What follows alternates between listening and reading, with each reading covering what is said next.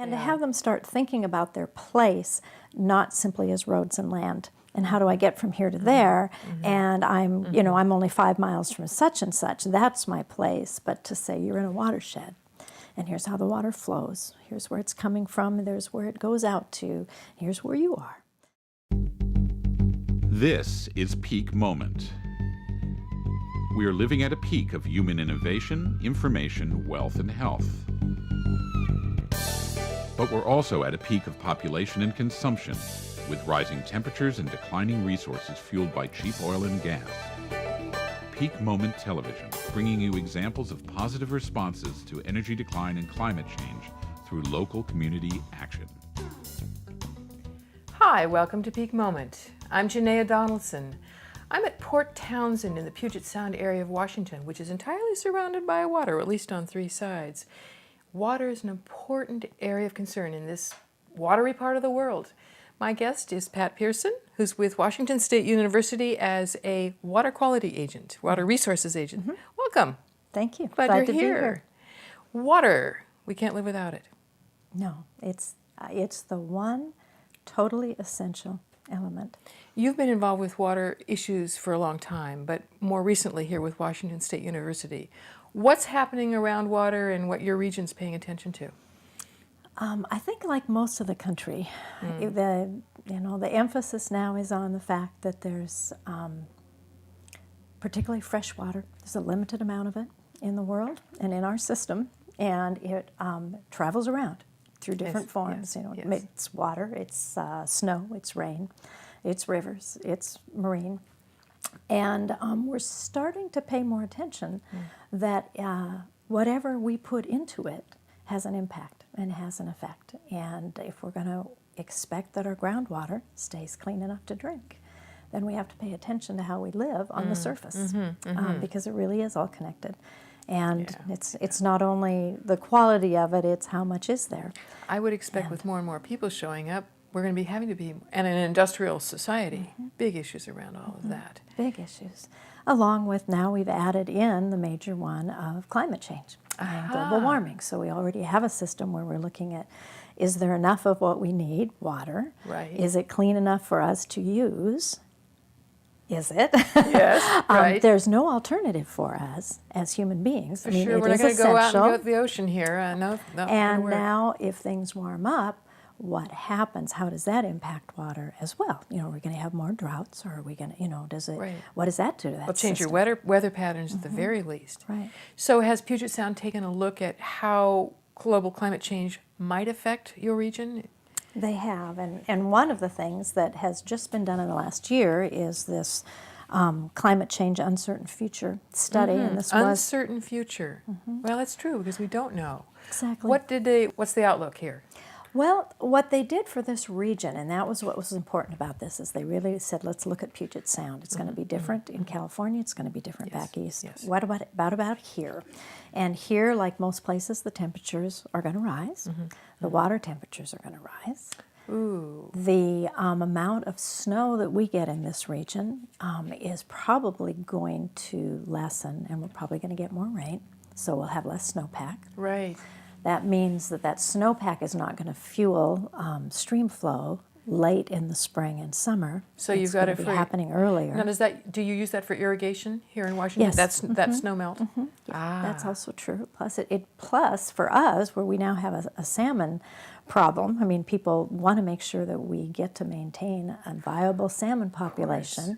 They need those flows in the spring and summer when they're coming into spawn and when they're hatching out, when they're coming back down. So it's going to change the timing of when our water is available. And it's going to probably change what happens along the near shore a little bit as water rises, what that does to saltwater marshes, where the land and the water, where the marine intersects with the land, what happens there. So is this area expected, I mean, you have so many of your cities and activities are at sea level, are very close.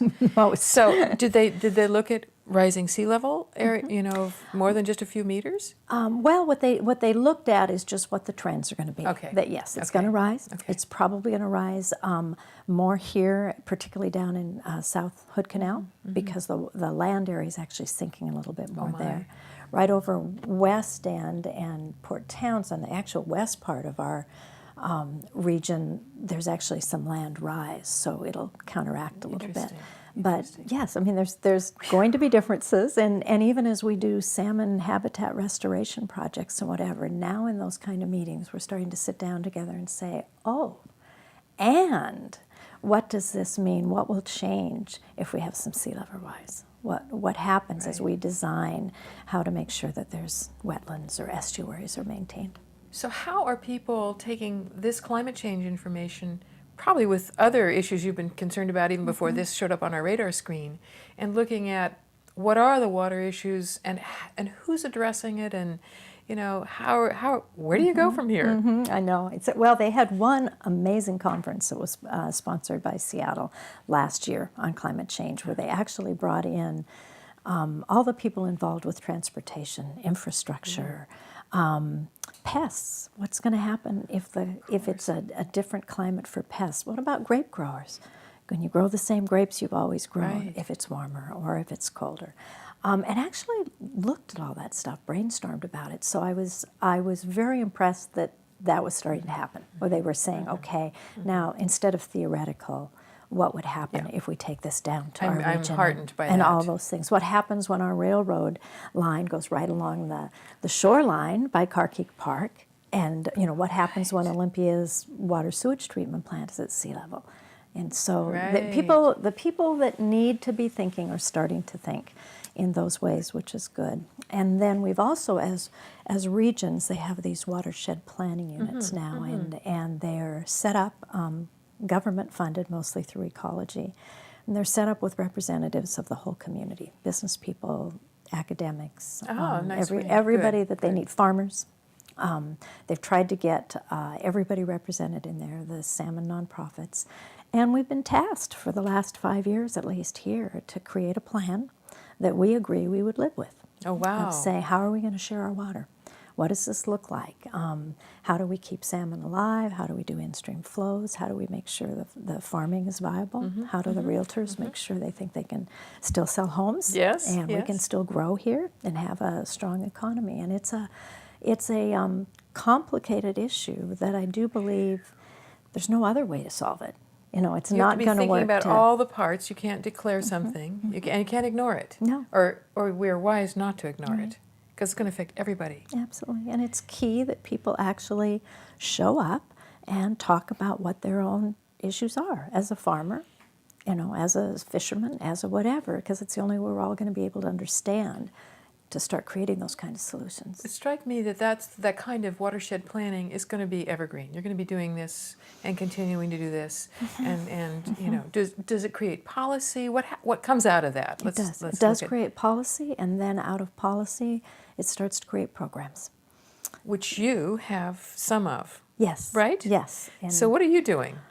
Oh, I'll tell you all sorts of things.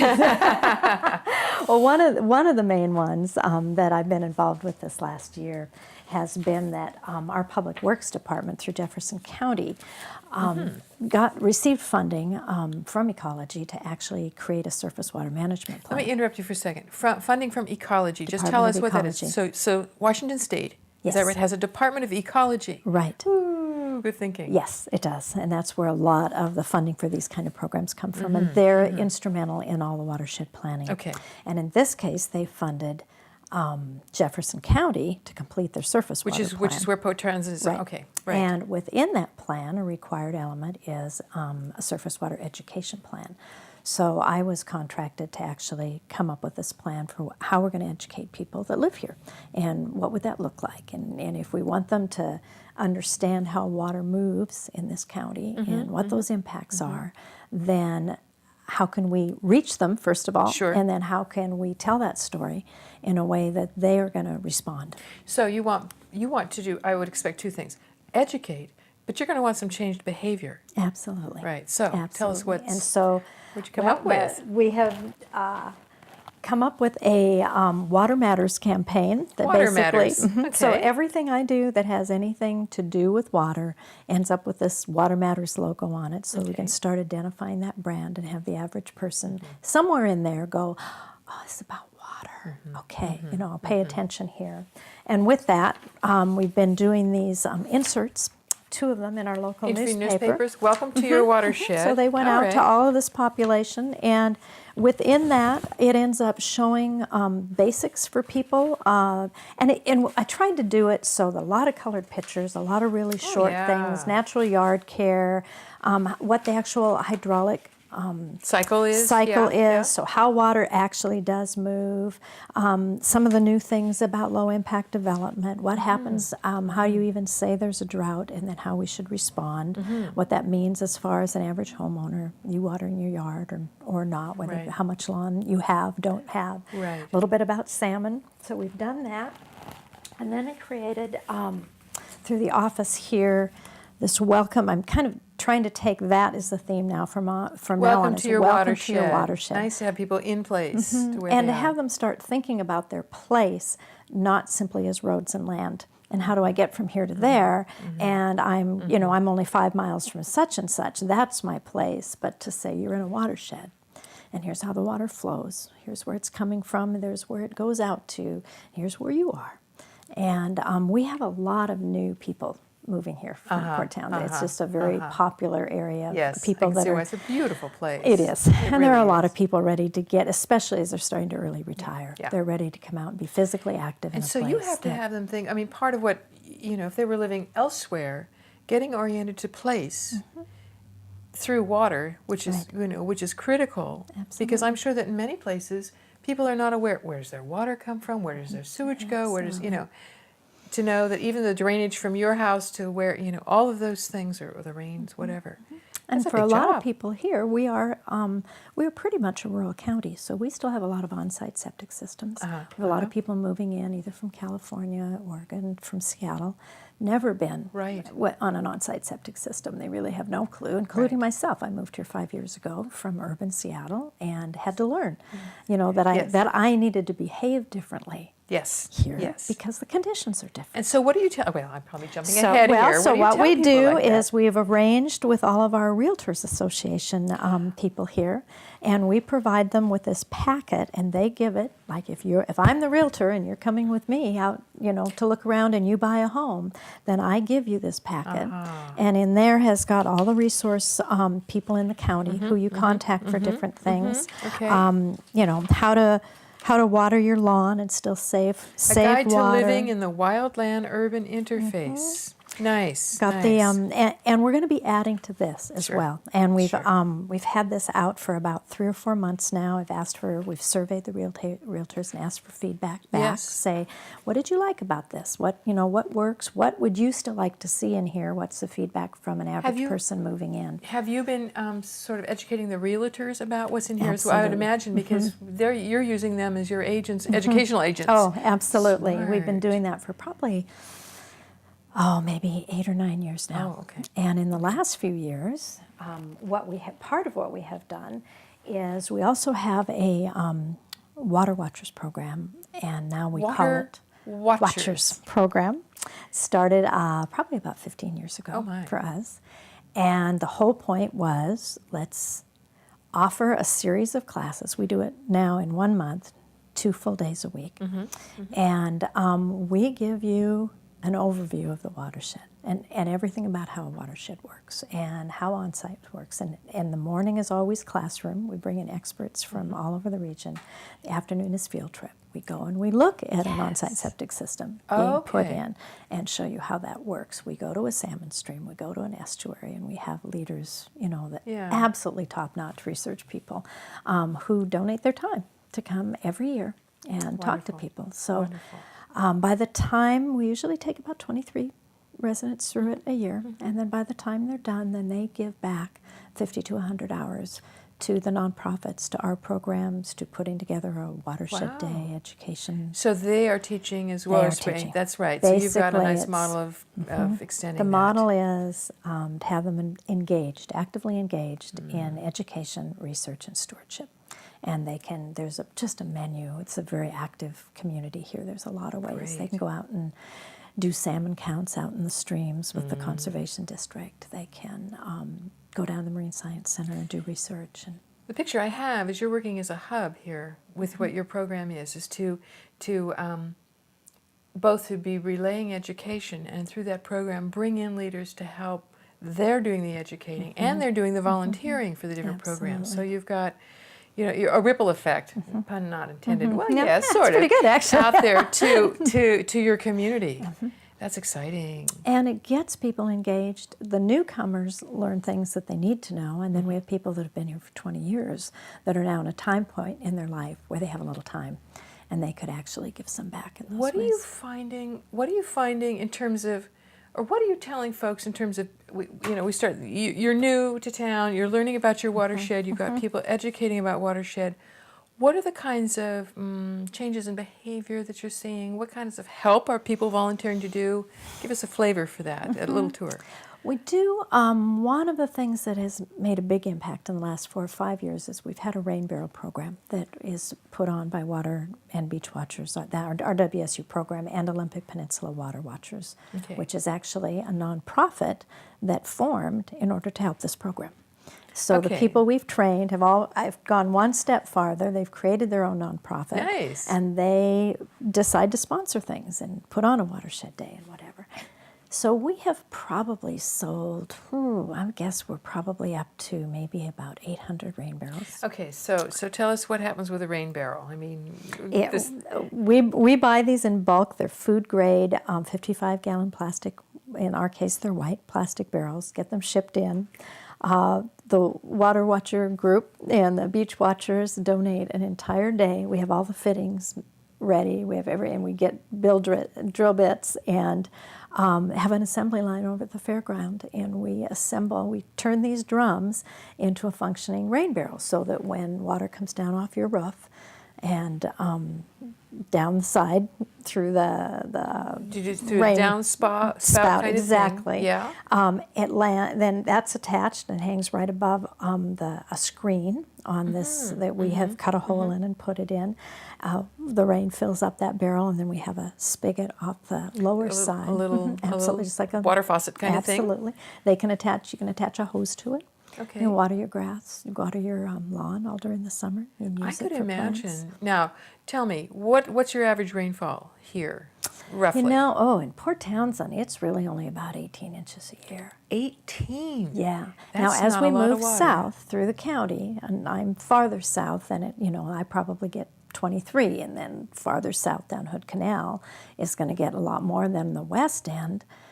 Which is over in the Olympic rainforest, is in the hundreds. Oh, sure. Hundreds and hundreds and So you're hundreds. in the rain shadow, so Yes, you're not getting exactly. the rain. So I would expect that with more people moving in or more water usage, and that's probably a topic we could, more consumption, that using that rainwater for all of your irrigation needs or gray water needs or whatever is going to become more and more important here. It is. And what we're finding is rarely now does someone buy one. Or if they bought one, they'll come back next year and they'll buy 2 more, and then we have a way to hook them together. Now So we've you've put got a some real system. effort into it, all the way up to 10, 12, whatever. And they're using it for that supplemental type of watering. So that you can just save your domestic water, the treated water probably. Yeah, because this is certainly not drinkable water. It's not, you never turn that rain barrel spigot and decide I'm going to have a glass of water while I'm out working in my not garden. off the roof, Right. and so on. But it's certainly works really well for gardening and watering. And so you have a mostly dry summer, right? So July and that's August, going to be able to extend extremely. that out. Do you have other programs? That sounds like a great one. We do. I should It's- ask, how much does it cost for someone that wants to put on, how much you charge for that barrel? You've got volunteers putting them It's together. about $38. Is that all? Yeah. So you're really It's- making it reasonable here. Oh yeah, I mean we for a while we were getting grants from the Public Utility District. We haven't for the last year or so, but and getting other help from people. Yeah, it is because we want the barrels out there. Yeah, and yeah. people definitely are doing that. A lot more awareness I'm finding in the last couple of years for people as we educate them more and more. A lot more people willing to put in native plants. A lot more people willing to pull out some of the lawn. And a lot more people aware inside the house how to conserve, just to have an intent to be careful with water and how they're using it. To be conservative. And some of our really dry areas, people have gotten very creative about water conservation over on Marrowstone Island and some places like that. Where Like? some of them will have much bigger systems. They will cisterns. They will have a lot of ways to sort of deal with keeping the drinking water portion, very isolated out and trying to use other water sources in any way they can for those needs that aren't, This may be health-based. sort of off topic, but I'm going to ask is whether your county permits people to do something like composting toilets so they're not using water of any kind for that usage. Is that legal in your county yet? I don't have a good answer Well, for good. that. You I don't can know check if it that is. one I out. think we have a green building association, and we have the local 2020 group and the sustainability group. So it'd be a great question to ask them. I will do that. I don't know. I just don't know the legality. Because I would question of imagine it. that down the road, more people, climate change, more pressure on those water resources, you may be needing to move, and people like you who are doing the watershed planning may need to Exactly. start bringing that into the conversation. Absolutely. And it's one of the reasons, I don't know if you've heard that term low impact development, LID. It's being used a lot around the country now. And WSU in Pierce County just did this huge guidance manual for Puget Sound Action Team in the last year. And it's all based, I'm responding to, we're going to need to get more creative, and we're going to have to look at rules and regulations. We're going to look and say, what are the obstacles to letting someone do something different? Yes. So that they don't run into that wall of, I would love to do that, and I can't. Right, Because somebody's going to be upset with me. So what we have done is Jefferson County was one of the first counties to actually take advantage of a funding opportunity to have an expert come in and go through our planning regulations and identify what was in there that might be an obstacle to using these low-impact development techniques. And I'm going to guess low impact. You're talking broader than water use. You're talking all kinds of resources. Yes, but a lot of it is, this is a lot centered on stormwater, basically, how water moves as you develop a plot of land and decide to build. And the old way was always you go in and clear the whole thing and get rid of all the good topsoil. And now you have this big blank canvas in which to work. And that was just has been a way that it has been done. And more we're starting to look and say, okay, there are natural systems in place that have dealt with rainwater. It's been coming down forever. Yes, it has. And it hasn't flooded the whole world forever. So what's going on here? So yes, there are reasons that the big trees actually absorb the all water as that it comes down, and there's transpiration, and then their roots absorb all this from the underneath part, and then the wetlands are there, and it sinks in and becomes groundwater. So there's not much of it left to run off. In a natural system, there's probably 0.3 to 10% runoff on the surface. So how do you feels like partly the task is how do you restructure what you now have? You either put in more trees, bring in the more trees. Right. Which is going to compete for sun. So that you are not, so that your waters have a chance to sink in and you, in a sense, recharge your wells, right? Which you probably more need native as well. plants. And a lot of this is aimed now. There are things we can do in our existing homes, but a lot of this now is aimed at, we know more now. Now as we grow, which everybody's going to grow, how do we change how we develop that way, and how do we actually build in some swales and some rain gardens that are actually designed with gravel layers and the kind of soil that this is going to sink in, and it's going to look beautiful. Oh, yeah. And how do we group, so we maybe put the houses in more of a grouping and we have more green space around for that natural filtration to happen. It's really very exciting. What you're really talking about is that we no longer think of a little house by its sort of isolated by itself. We're talking about having our building being in the context of our natural systems, soil, water, sun, I'm sure, other factors if you're going to want to do wind, photovoltaics, any of that kind of stuff. And then when you talk about what we can do, what people can do in the midst of all this and all the change. Just let you know, we have about 3 minutes. So here's our summary. Thank you. Whoa.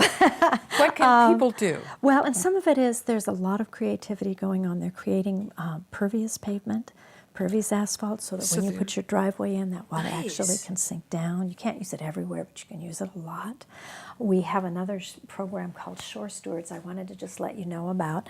And this, when you talk about behavior change, what's happening now is we're spending a lot of time and energy realizing that we can give you a lot of information, but it doesn't mean you're necessarily going to change what That's you do. true. So there's a missing link in there somewhere, and what it now we're designing these programs through a social marketing way, so that we're starting to realize that first of all, I need to remove the obstacles that keep you from being able to change, to do something, and then if I make it easy for you and you understand why, and I can actually get you to say, okay, I'm going to fill this application out, and I'm going to say I will do these 3 things in my yard. The very act that you do that and you give it back to me means that now you see yourself as doing that. That's right. And now it That's doesn't right. feel good to you to not do it because you've given your word. You've sort of said, oh, okay. I'll commit to doing I'll do this. something taken care of. And they don't have to be big things. And